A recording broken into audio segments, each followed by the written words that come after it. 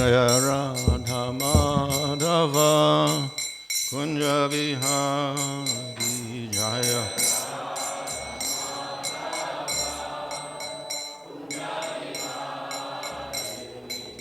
Vijana Vallabha Girivardhari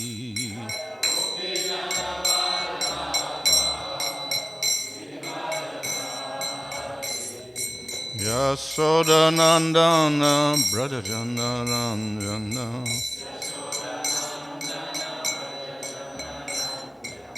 Jamunatira Vanachari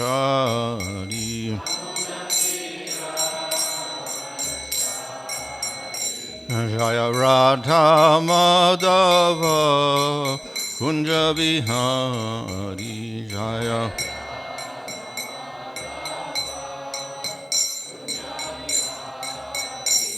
Hare Krishna Krishna Krishna Hare Hare Hare Rama Rama Rama Hare Hare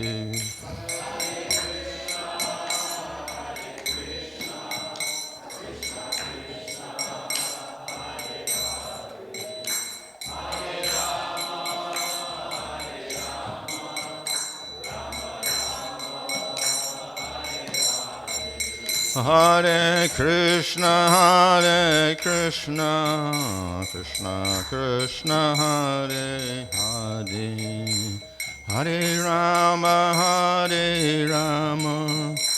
Rama Rama Hare Hare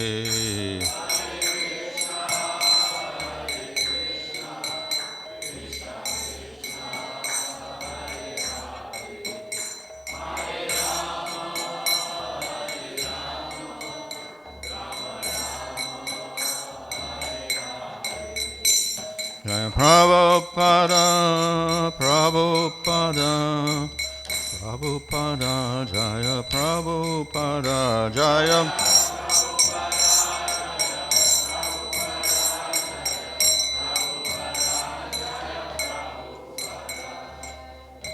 Jaya Vishnuvad Bhadabhahan Smart Radhika Jaya Asata Srimad AC Bhaktivedanta Swami Srila Prabhupada Ki Jai Haridas Thakur Ki Jai Ram Sagaho Sri Krishna Chaitanya Prabhu Nityananda Sri Advaita Gadadhar Shasti Gaur Bhaktivinoda Ki Jai Shri Sri Radha Krishna Gopa Gopita Shama Kunda Radha Kunda Giri Govardhana Ki Jai Shri Vrindavan Dham Ki Jai Navadip Dham Ki Jai Ganga Jamuna Tulsi Bhakti Devi Ki Jai Ananta Koti Vaishnava Vrinda Ki Jai Samavetta Bhakti Vrinda Ki Jai Go Premanandi all glory to assemble devotees, all glory to assemble devotees, all glory to assemble devotees, all glory to Sri Guru and Sri Guru, all glory to Srila Prabhupada.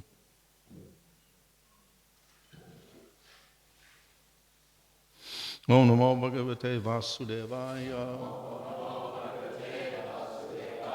Om Namo Bhagavate Vasudevaya.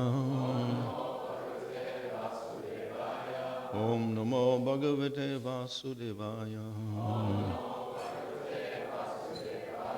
Namo Vishnu Padaya Krishna Prasthaya Bhutale Shrimate Bhaktivedanta Swami Nityanamane Namaste Saraswata Deva Gauravani Prachadane Nirvishesha Shunyavadi Paschatchadesha Chadane Shri Krishna Chaitanya Prabhu Nityananda Sri Advaita Gadadhar Shivasadi Gaur Bhaktivinoda Hare Krishna Krishna Krishna Hare Hare Hare Rama Rama Rama Hare Hare.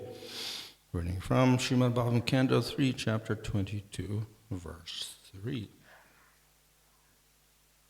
Tatrayanai sajat asman do sahasrapat hridayam tasya hi brahma kshatram anga prachakshate.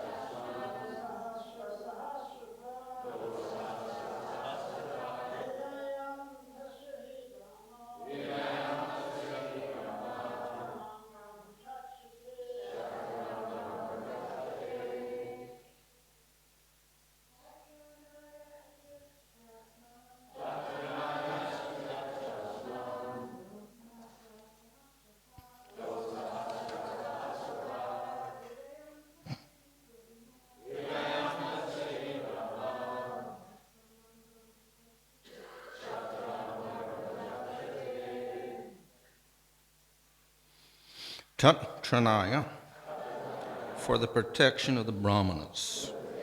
Asrajat, created.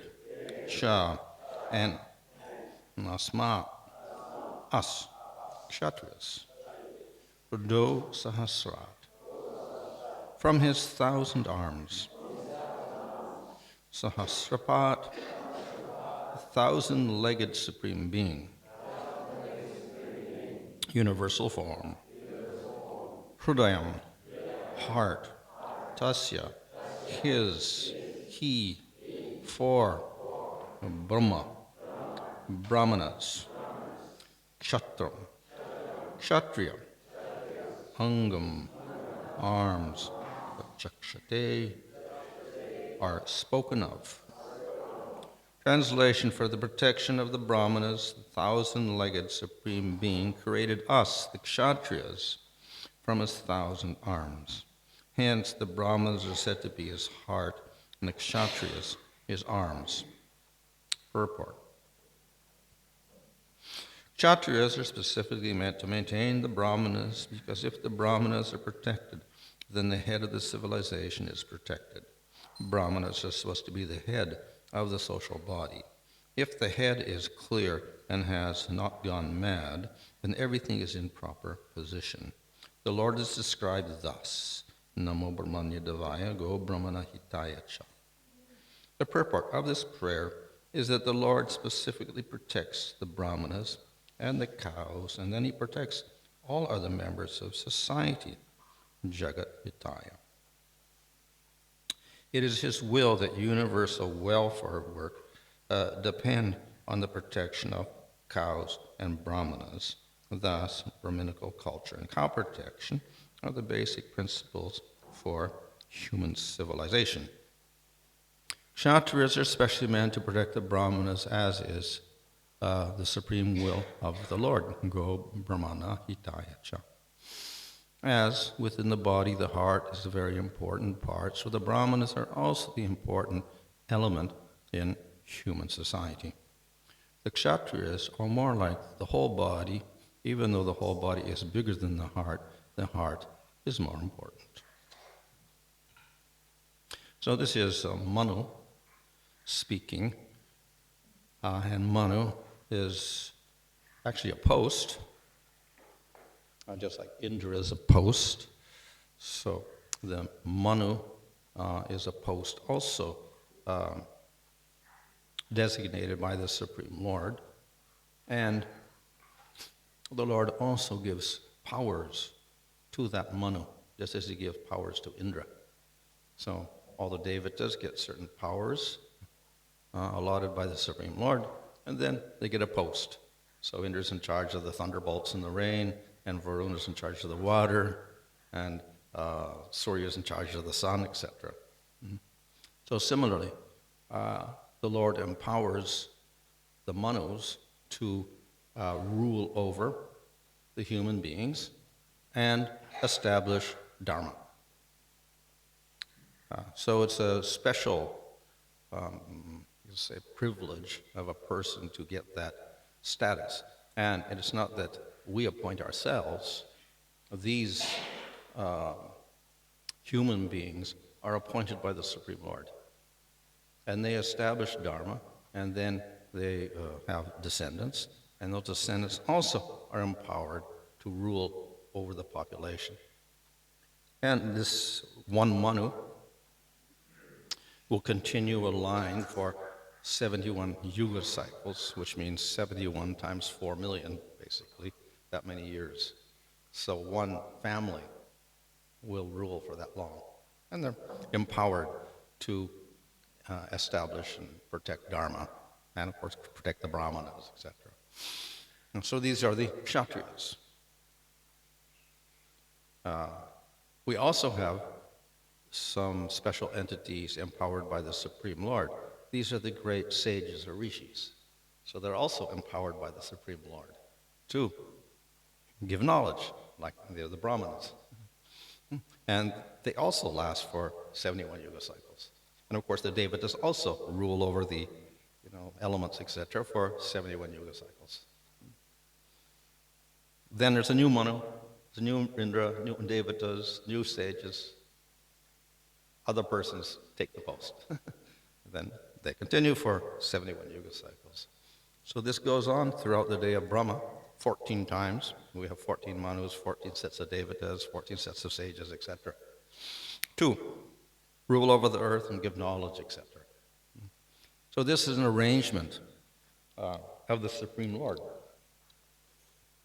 to maintain the earth, and particularly maintain the human beings, and at least give minimum standard of dharma. In the Bhagavatam at the beginning, in the second canto, it is described there are 10 topics of Bhagavatam, creation and subcreation, etc. One of the topics is Manvantaras, the discussion of the Manus and their descendants and how they rule. So this is important because the Lord creates the material world, has the planetary systems, and creates all the bodies for the living entities. And then among them we have the human beings and Devatas, etc.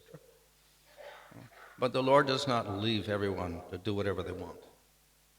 They could, and to some extent they do, but He also gives some guidance.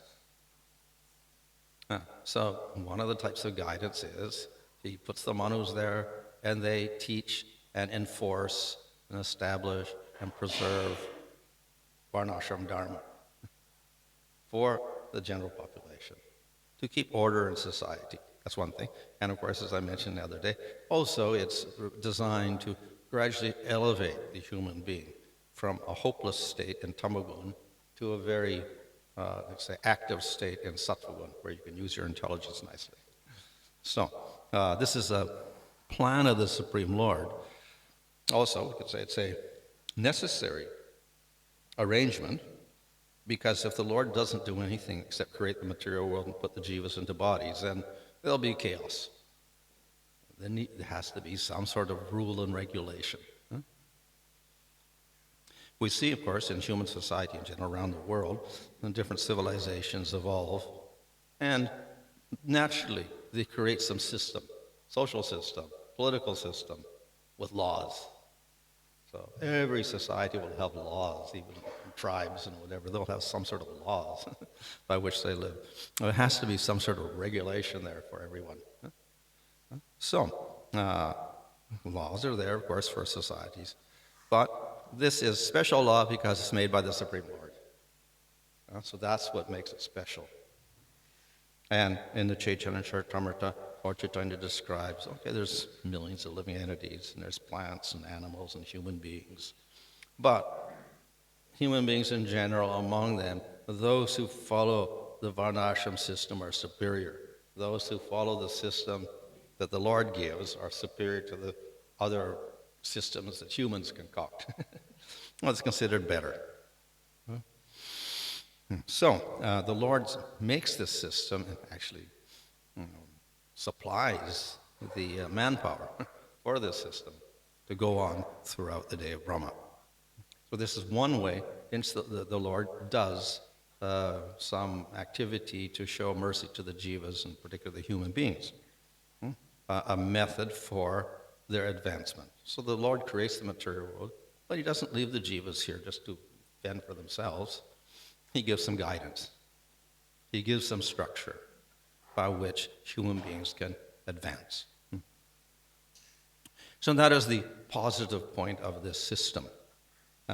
Of course, we will see that the system depends upon the ruler, the Manu, and his descendants, who are empowered by the Lord. So it requires not just an ordinary human being saying, I'm going to rule. It depends on endowment of power by the Supreme Lord. That produces the system. So it's good in one sense, because the Lord actually is exerting His energy into the material world. But from the other point of view, if the Manu's gone, what are we going to do? The whole system will fall apart. So that's why the Lord keeps putting Manus in there with their descendants time and time again, 14 times in a day of Brahma. And they continue their line or whatever like that. Huh? It's not perfect. We see within the line sometimes we get demons, like King Vena. We got problematic cases. And there's also extreme measures to cure the situation even. And then the Lord comes as Prithu ultimately. Yeah, but it's this system the Lord has established, and therefore it has to be respected. So, in this system, we have Manu, he is the Kshatriya. He establishes the Kshatriya. Kshatriya comes from Shat. Shat is the verb form, which means to protect. So, the Kshatriyas and the king's duty is to protect the other citizens. Of course, not only human beings, but animals and plants as well. But mainly for the humans, we got all sorts of rules and regulations. So that is what Manu does. He is responsible for protecting the citizens. But what does protection mean? So, you can, father and mother can raise a child, protect it, give it all the food and whatever like that, and provide accommodation. You can do that. But you have to do more than that as a parent. So you have to give guidance to the child, education to the child, so many things. And if they do something wrong, you have to punish them. So the parent has a lot of things to do. So Manu also has more than just protect as such. Yes, he's responsible for giving food to all the citizens, and for if there's an attack of demons, he has to protect the citizens. But he also is responsible for their mental state, their upbringing, their education. Therefore, there has to be a system for that also. And there also has to be another thing which the Lord provides here in this system, and that is spiritual knowledge. Which is, we can say, the outstanding feature of the system. The Manus are prominent because they're the rulers, but implicit in the system that the Lord establishes is that there should be spiritual knowledge. The Vedas should be preserved and taught. Now, Manus and the kings are responsible for protecting the citizens and supplying all the food, etc. And the responsibility of preserving and spreading the knowledge is the Brahmanas. So they are the head, or the heart. So this is by prominence. Of course, even the Brahmana has to protect his family and do other things, other types of protection. But his prominent quality is knowledge of the Vedas and teaching the Vedas. Yeah? And because of that, this is considered to be the most important aspect of the society. Therefore, Brahmana is designated as the head, the top, or the heart. As Prabhupada explains, heart is the most important organ of the body. Without the heart, everything dies. Or without the brain, everything dies. So, most important. So this is the unique feature of this system. Ultimately, the most important thing is spiritual knowledge. So we have other systems around the world that have been created with laws, etc., but that idea is absent. The head is actually the kshatriya. He's doing both things in most systems. The king is the ultimate, and we don't care about the others. I think it's Henry VIII. He actually booted out the church, and he made himself the head of the church. I'm the head of everything. I'm the head, I'm the arms, I'm everything. So, in this system, there's a distinction.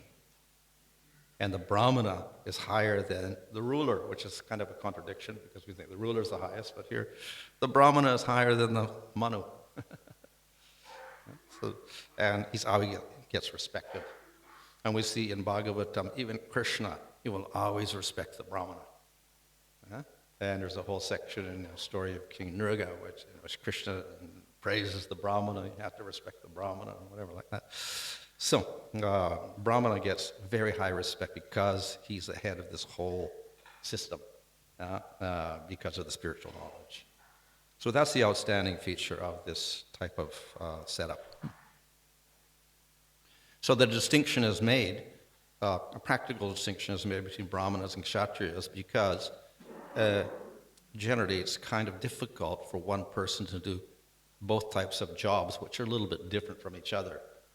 One is giving out knowledge, one is being practical and taking care of all the citizens and punishing them. The duties are a little bit different, and the talents are a little bit different. So, intelligently, they divide up the people so that some are in the category of Brahmana, the head, and some are in the category of Kshatriya, the arms. So it's also, in that sense, quite practical. Now, the negative aspect of all of this is that unqualified people can take the positions. So a person who's not in Manu's line can sneak up and capture the government or whatever and head it, which happens in Kali Yuga, as described in 9th canto of Bhagavatam. The Sudras take control. So we have a problem like that. And the Brahmanas, you can be in the position of the Brahmana, but people who are not qualified as Brahmanas can end up as being the Brahmanas. So this creates a big disaster for society because we have unqualified people taking up the different roles, and this completely defeats the whole system. So the head no longer is a real head because he doesn't have the spiritual knowledge to give to the Kshatriyas. The Kshatriya is not a real Kshatriya because he doesn't protect the citizens. He exploits everybody. And he doesn't respect the Brahmana. So when there's lack of qualification of these particular roles, then we will have a degradation of that whole system. And that is one of the reasons why that whole system in India also declined, and then in the modern world got rejected by a large section of the society. So that nowadays, if you mention about varnas and things, people will just say, we don't like that. And I think probably they teach it in schools. It's wrong or something like that. Because there tends to be a prejudice against classifying people into different groups. And then the group gets a privilege because they're higher up. So a whole class is there to criticize the Brahmanas because the Brahmanas are the privileged ones. They're the intelligent ones. They get all the good jobs. They get everything. So, there's a whole movement against Brahmanas in India because of that. So if the people aren't qualified for those positions, then naturally there's going to be such rebellion against such a system. So the system does require a careful balance. And part of the balance is given by the Supreme Lord himself because he empowers the Manus who are properly qualified. And then he ensures that the Brahmanas are qualified. So in this way, the system works. So the other problem, of course, is that Brahmana is a general term for people who know the Vedas. And the Vedas have a lot of knowledge. But a lot of the people will be, Brahmanas, will be educated with the lower part, that is Karmakanda. And who is going to go for the Gyanakanda of the Vedas, Upanishads, and get liberation? So, less. So though the Brahmanas know the Vedas, etc., not so many are going to advise everyone to get out of the material world. And of course, also, not many people are qualified. However, another important problem is that, yes, getting out of the material world is important, but more important than that is to worship the Lord and be a Vaishnava.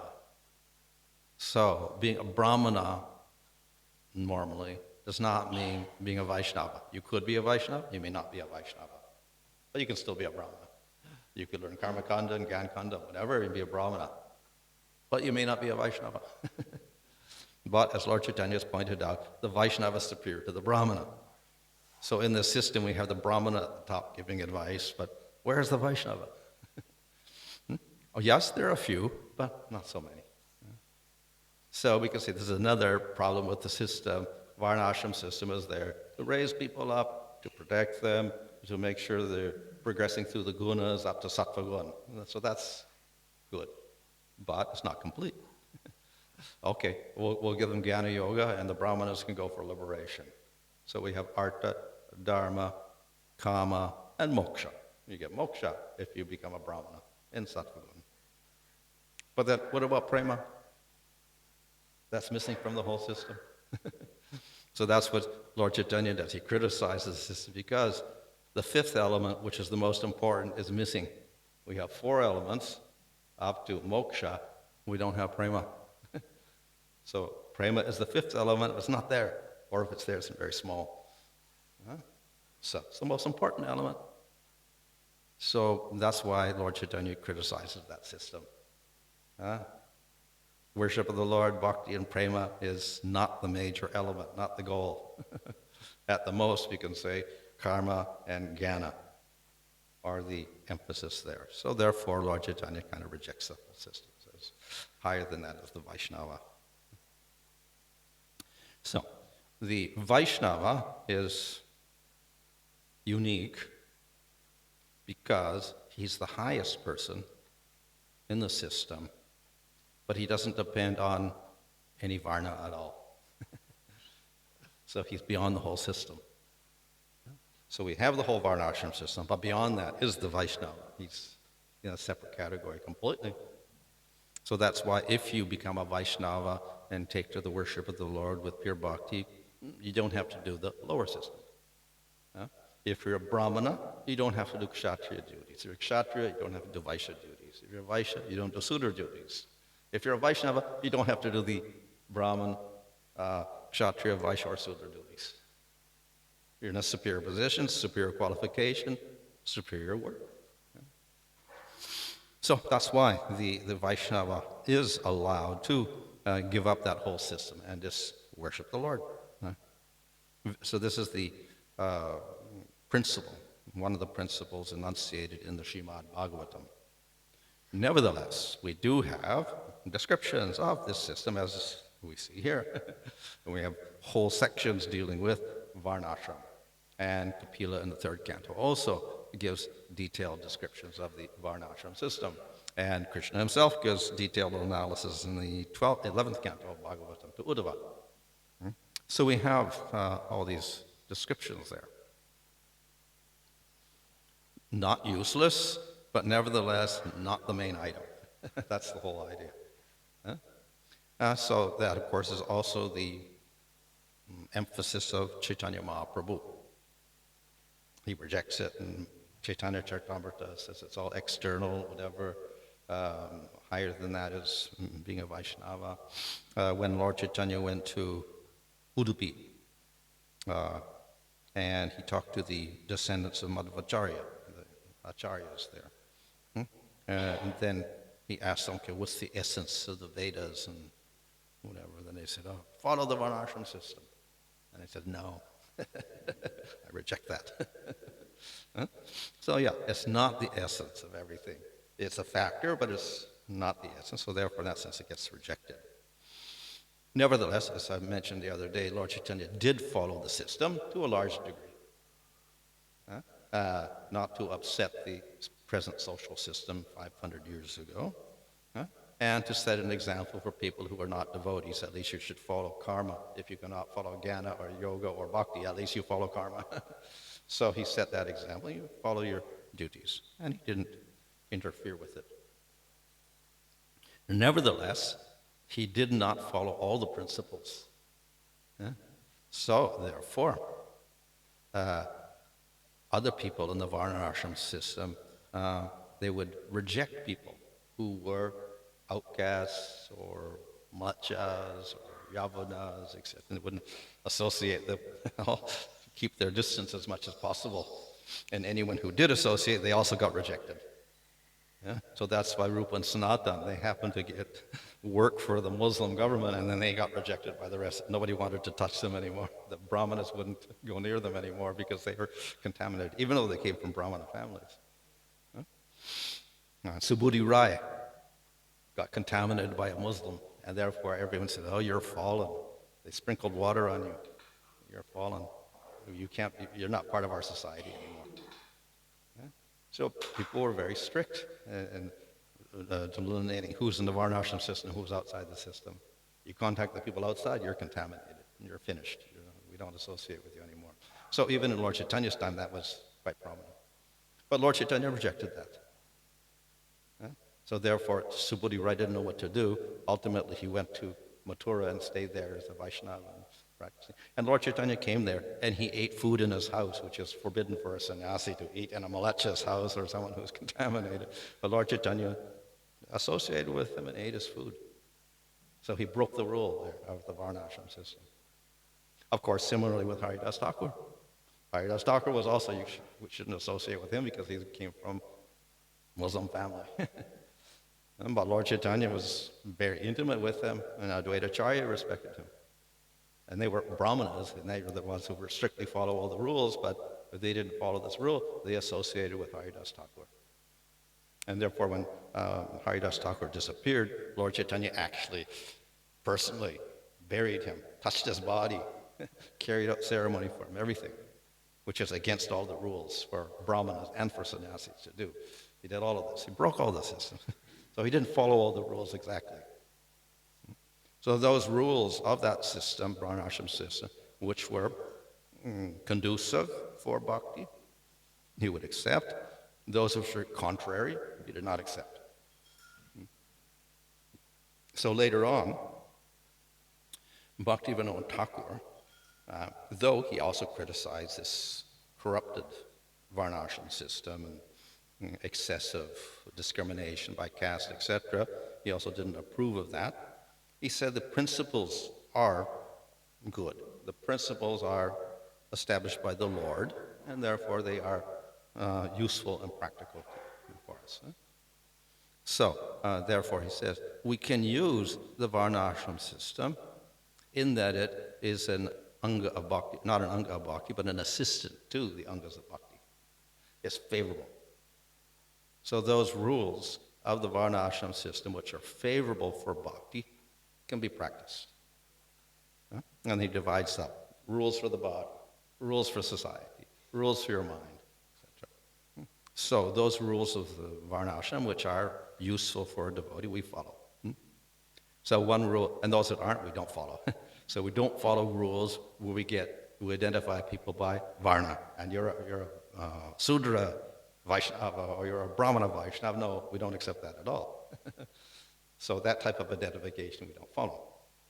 Nevertheless, we do follow some of the rules. Okay? So we have rules for the body, such as cleanliness. So we take a bath every day. Of course, you can take 3 baths a day or whatever. So these are rules from Varnashram. You have to take a bath. So many rules. If you touch a contaminated thing, you take a bath or whatever. So we generally follow those rules. But then there's too many rules also. So yes, we follow the rule to take a bath, but then the rules in the Varnashram system require you to take a bath from certain water you cannot take bath. So you can take a bath in a river or the ocean or a well or a pond, but you can't take from tap water. That's not mentioned in the Vedas, so you can't take that type of bath. And then when you take a bath, you can't use soap. You got to use mud. Clean yourself with mud. So there are many rules we don't really follow so much. We don't pay attention. If you're a strict follower of Varnashram, and you would follow all those rules. Some people still do that. They'll follow all those rules. And then, of course, along with the bath, there's mantras. You have to chant the mantras as well. So we're not so much interested.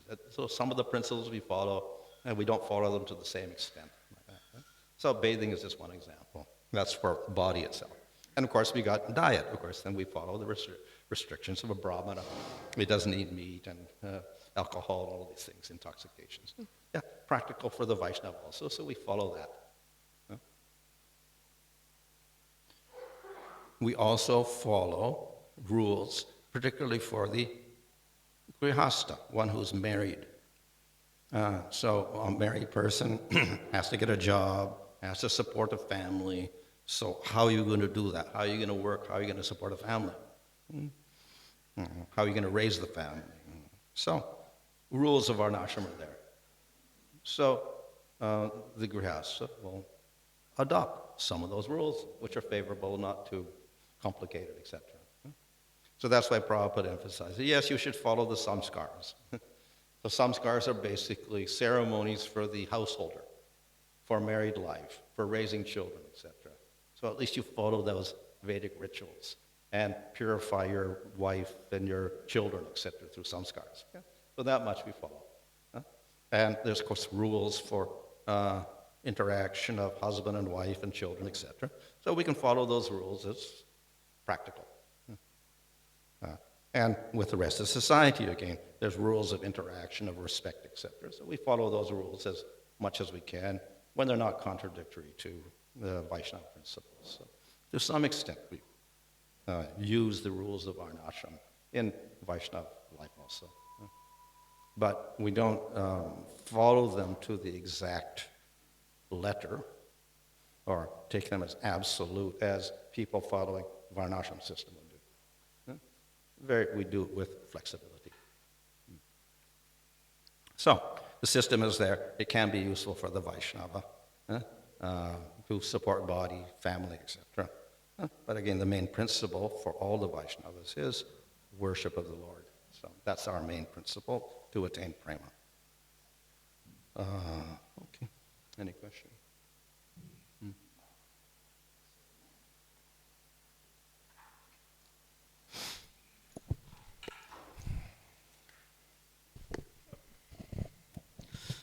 Thanks for class, Raj.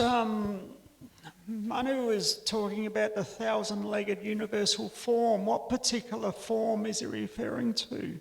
1,000 legs. Yeah. 1,000 arms, and 1,000 heads also in other places. How could he have 1,000 legs? Huh? But if you look in the when Arjuna saw the universal form, there were so many heads there and whatever like this, so many arms there.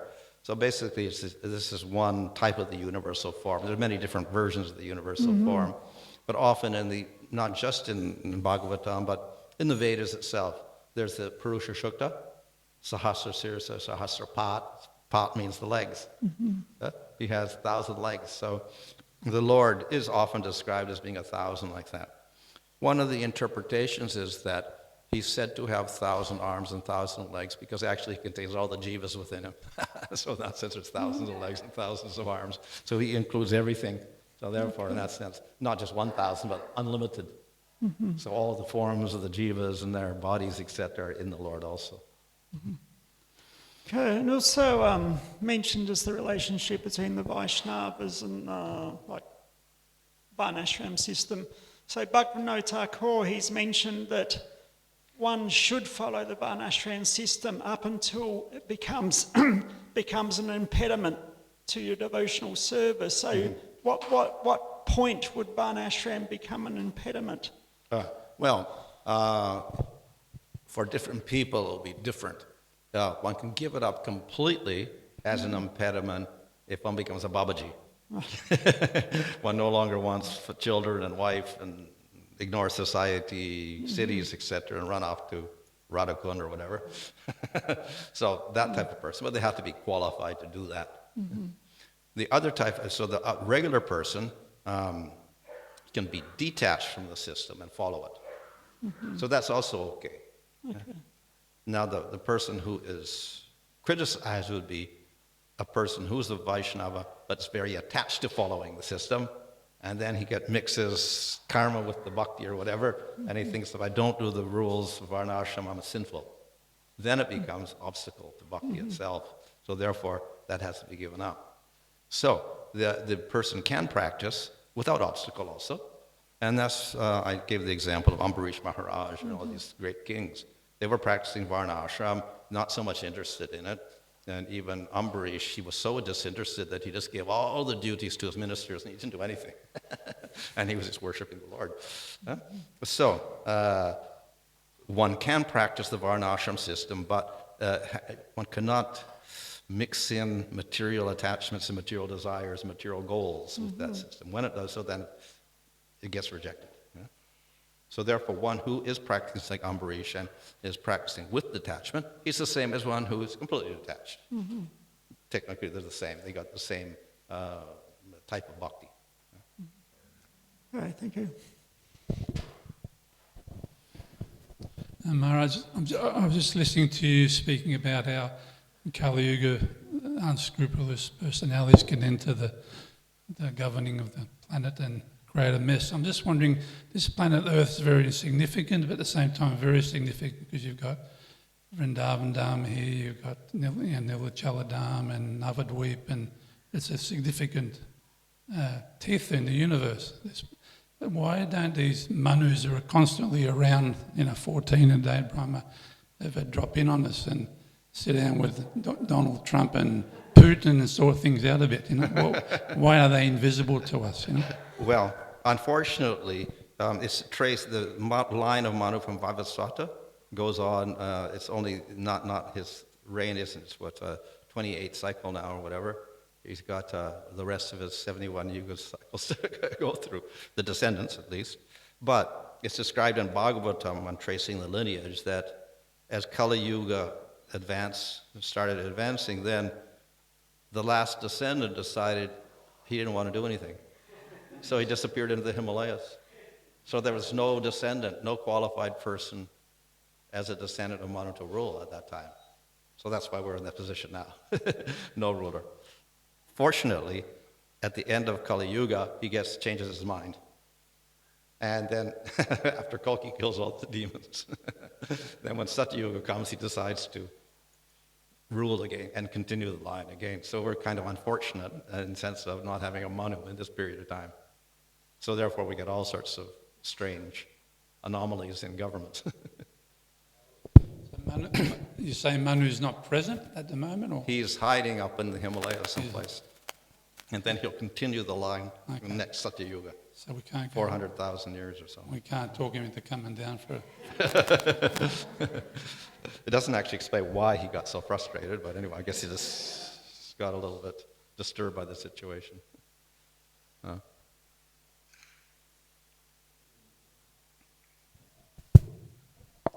Maharaj, the scientific view is that man is descended from primates. Yeah. So how do we say that the earth became populated with human beings? Okay. Yeah. Well, of course, if we look in Bhagavatam, at the beginning, Brahma carries out the creation, he creates planetary systems, and he creates bodies for living entities. That's described in the fourth canto, a lot of it. All the different bodies come out, including the animal species, plant species, human beings, devatas, all these types, species. And then they propagate at certain times, whatever like that. So this is not a strictly evolutionary thing based upon Darwin's. It doesn't follow Darwin's theory of evolution. So that's the theory, which just came out 100 and something years ago, and then it's become very prominent because it's very suitable of explanation for creation, etc., with no God. Everything happens by chance mutation, and things develop. But he developed that theory, and it's kind of logical in one sense. He developed that theory before they understood about chromosomes and DNA and all these things, So he's just taking external forms, and then butterflies change color, when they're in different situations, or lizards grow different when they're in different situations by mutation, which is chance. So adaptation according to the environment, and it's all based on chance mutation. So that's the theory. So human beings are the result of chance mutations and like that. And we have all different branches, Neanderthals and others like that. And we have the human beings. So it's a convenient theory, especially if we don't want to put God in the picture. So there are opponents, not just Christians, creationists, I think we call them, but there's other people also, scientists, who are casting doubt on that theory because chance itself cannot answer all the questions on how we get so complex within the limited time of our Earth planet existing. You cannot get that complexity just by chance. So therefore, they modified that theory also. And they're saying other things happen also. But even that's controversial, and how it's altered is difficult to say. One modern theory, which is not accepted by many scientists, but some scientists are also saying this, is that mutation itself is also guided by consciousness. So when the living entity starts feeling, no, we got to change ourselves, then the cells start changing. So it's not just chance, it's the consciousness itself which guides the adaptation of the living entity. So we're a little step above just mere chance, because the conscious entity himself has some ability to alter his genes and his chromosomes, etc. So we go a step beyond that, so there's a little bit of consciousness involved. So we just take a step higher, and we have supreme consciousness involved somewhere in the line, and then we get something close to what Bhagavatam is saying. But, science hasn't got that far. They got as far as maybe the consciousness of something. They don't even know about the jiva, but some conscious thing in the entity is making the mutations so that the creature adapts and changes like that. And that quickens up that process of, selection and whatever. So the theory itself of, evolution is not complete at the moment.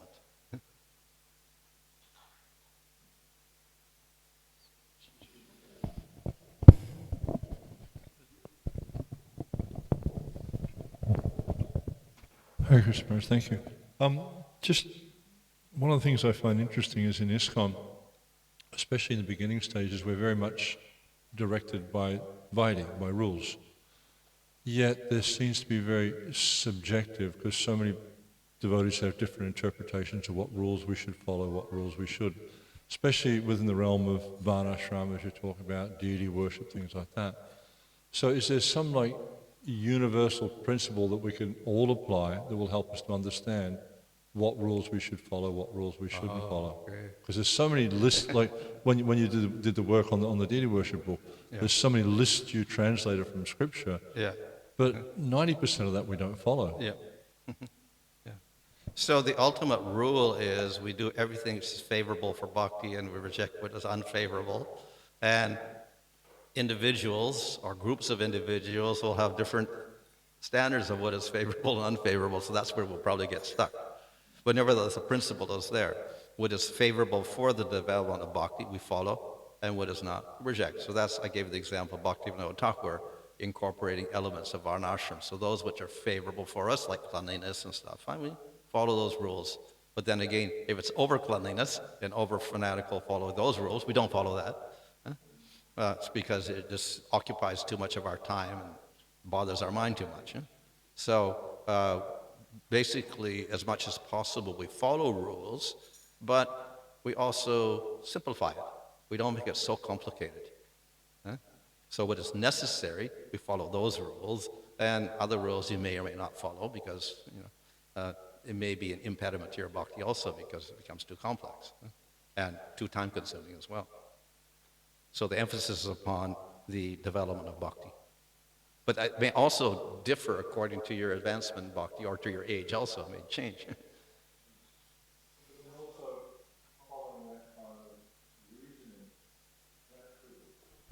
That could also lead to laziness. Oh, well, this is not favorable for my bhakti, so I'm not going to follow it. It seems like it's very kind of arbitrary.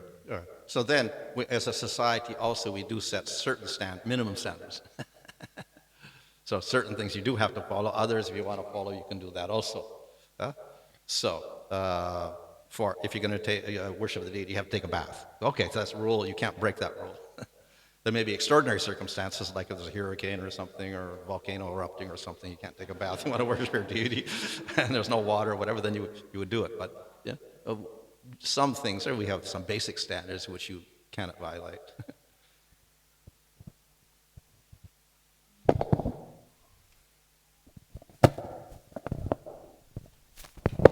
Hare Krishna Maharaj. My understanding is the Brahman was supposed to be able to teach what is Brahman to people. Yeah. So that seems to imply that people would become elevated regardless of their material position, and yet it doesn't. How would they teach Brahman to a Sudra? Is that what you're saying? Yeah. Yeah. And if the Sudra does understand what is Brahman, He wouldn't be a Sudra. Yeah, he's still stuck there. Yeah. So the thing is that the Brahmanas will teach everybody, but they're not going to teach everything because the Sudra cannot even utter the Vedas. He cannot hear the Vedas. He's not allowed to. So he can't teach that.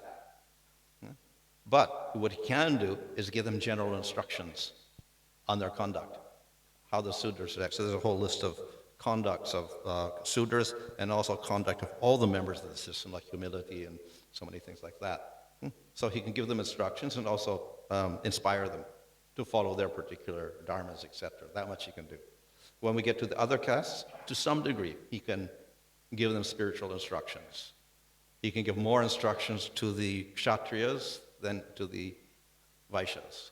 Vaishyas are too much. Yeah. So the Vaishyas they're allowed to study the Vedas, but they can study for 1 day or 1 week or like that. You know, they're not obliged to sit there for years on end. Kshatriyas, many of them have to study the Vedas in detail. So we'll see like Yudhisthira and Bhisma, they were very, very knowledgeable of all the scriptures, etc. So some of the Kshatriyas got very profound knowledge. Yeah? But of course, ultimately, the Brahmanas are even more exclusive to that type of knowledge. So the Brahmanas propagate among themselves and mainly to the Kshatriyas, and a little to the Vaishyas, and Sudras is this general teaching. Could you have some little humble cobbler who actually has some understanding of the Supreme Lord and within No, his... I know that. If he does that, then he's a Vaishnava and he's beyond the system. So as I mentioned, bhakti is not limited by gunas. So you can be in tamagun, and even if you're not a Sudra, you're a Malacha, and you take to bhakti, then you're superior to the Brahmana. So it bypasses the whole system. As I said, Vaishnava is superior to Brahmana. So if you're a cobbler and you become a Vaishnava, then you're superior to the Brahmana, which is shocking for people who are stuck in the caste system. But this is the statement of Bhagavatam.